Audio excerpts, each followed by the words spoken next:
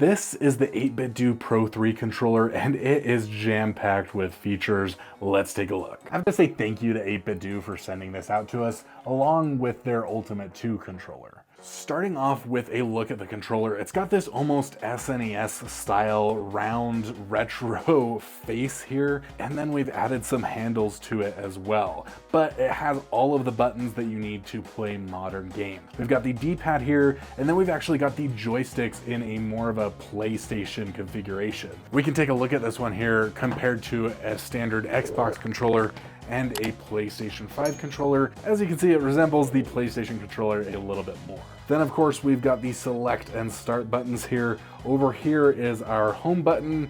Right here we've got a button to switch between different profiles on the controller.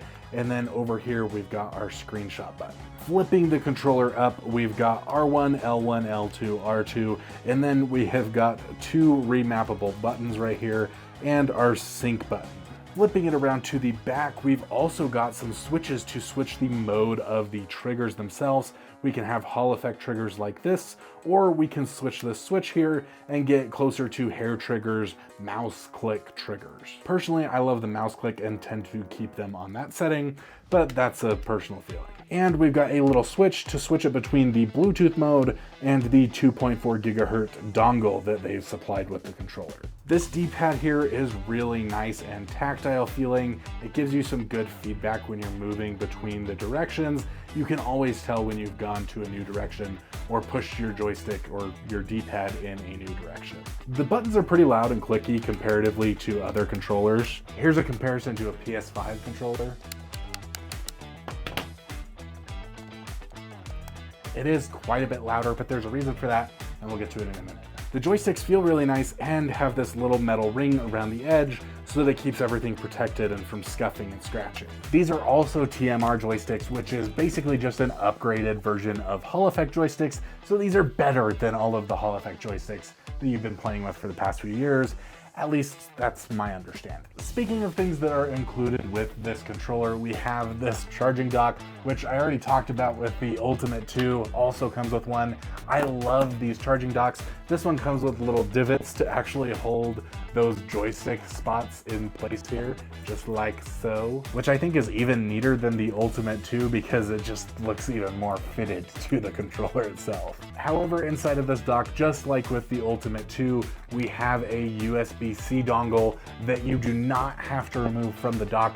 You can just plug the dock straight into whatever you want to connect, your Switch 2, your PC, whatever it is. You can also remove the dongle if you want to and plug it into your computer or your phone or whatever it is. This controller is meant to work with the Switch 2, Windows, and Android. It also works with iOS. I was able to connect it to my phone just fine, and you can plug the dongle in. However, we're still not done with everything that it comes with. Inside the dock here, I've got some replaceable buttons and a little sponge thing, little plunger thing to actually get the buttons off. If you just go ahead and suction this little plunger that they give you to the buttons, you can take the button out, you can swap it with these just colorful non-lettered ones, or you can swap the orientation so that it's in an Xbox orientation for you to play Xbox games.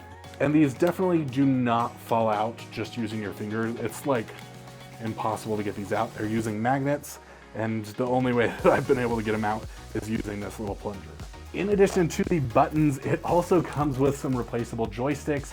These joysticks actually just pop off just like so, and you can swap them over to these fancy little knobs that came with it. This gives you more of a fight stick feel, and it is fun to play with, but personally, I don't see a time where I'm ever actually going to seriously game with these. They are not the greatest things to just move around with your thumbs, but dang, do they feel fun to just jiggle. That's again another thing, those swappable buttons that come that are just colored, I'm also not going to use those. It looks really nice aesthetically, but I need to know what the button is because I swap between so many controllers all the time and so many different platforms that I can't be playing without labeled buttons. Another cool thing about this controller is that it can actually turn on your Nintendo Switch 2 with the shake to wake feature, which is something that my other third-party controllers have actually struggled to do. So I do love that feature. The controller does have motion controls, as you can see, and they do work pretty well and smoothly, so that is a nice feature. In addition to the mappable buttons, you can also program macros onto the controller. However, in order to do that, you will need to use the 8BitDo Ultimate software, whatever it's called, in order to program the macros, and you can set those up to different profiles on the controller. The software does actually have a lot of different features that you can mess around with, like controlling the joysticks more, the triggers more, a lot of different stuff that you can play around with. Another thing that you can only do in the software itself is actually adjust the vibration on it, which is just okay for me out of the box. I haven't had to adjust this one, but I did have to adjust the Ultimate 2. The build quality of this controller is really solid and nice. It feels really nice and smooth. It's got a little bit of a texture on the back of the controller here, but I just don't love the ergonomics. There's something about it that isn't quite right for me. It feels okay. I haven't had any major issues with it, but it's not quite as comfortable as the Ultimate 2 is in my hands, even as a PlayStation 5 controller is in my hands. I think it's more of that abrupt flat face and then the controller goes down, whereas most controllers have a little bit more of an arch, but I don't know. I can't really describe what my issue is. I just know that this one doesn't feel as nice in my hands as some of the other controllers that I have. I've also found the home button being over here to be quite an awkward position for it. I always try to press the start buttons because that's where your home button should be, but being over here, I always accidentally press something else first. Overall, this is a fantastic controller and a fantastic value, and I think whether you choose this one or the Ultimate 2 mostly just comes down to the orientation of those sticks. And I think this is an excellent one to choose. There is an affiliate link in the description if you want to go pick one up for yourself. Otherwise, we've reviewed a bunch of other controllers that are also fantastic or not, and you can see them over here in this video. We love you guys. Y'all are awesome.